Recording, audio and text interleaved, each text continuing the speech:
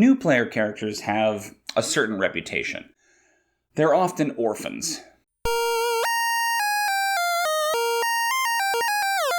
Now, on one hand, this is somewhat understandable. Our fiction is filled with orphan narratives. From a narrative perspective, an orphaned character feels rootless, not tied to anywhere or anything. Now, there can also be, but not always, some implied drama in an orphan backstory.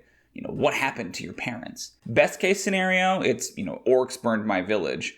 But most of the time, it's simply, I never knew my parents and lived in the woods. Now, on the other hand, this is obviously very lazy. An orphan narrative, by its very nature, makes the character rootless, not tied to the world, capable of traversing the campaign at lowest possible risk.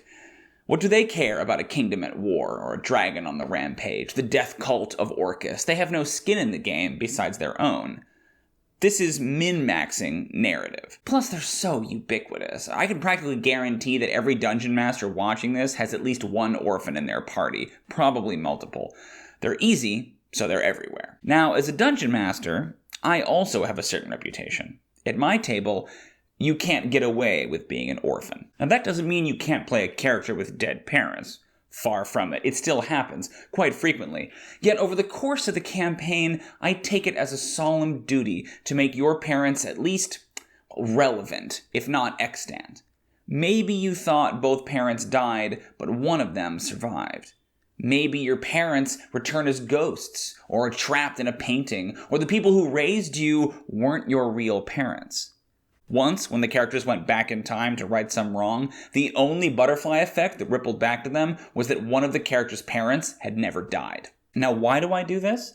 I think it's vital that player characters have deep connections to at least some NPCs in the world. It grounds them, gives them something to care about, gives their adventures stakes.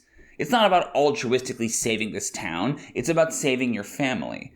In D&D, it is too easy to play the rugged loner, utterly detached from all consequences. No, not in my games. If you're a player at my table, one of the best ways around this rule is to simply give yourself a parental figure, not necessarily your parent. A mentor or a guardian is a great answer, but even a sibling or a childhood friend that you're unconditionally close to works as well. The actual nature of the relationship doesn't especially matter, just how deep that bond is. What did I learn?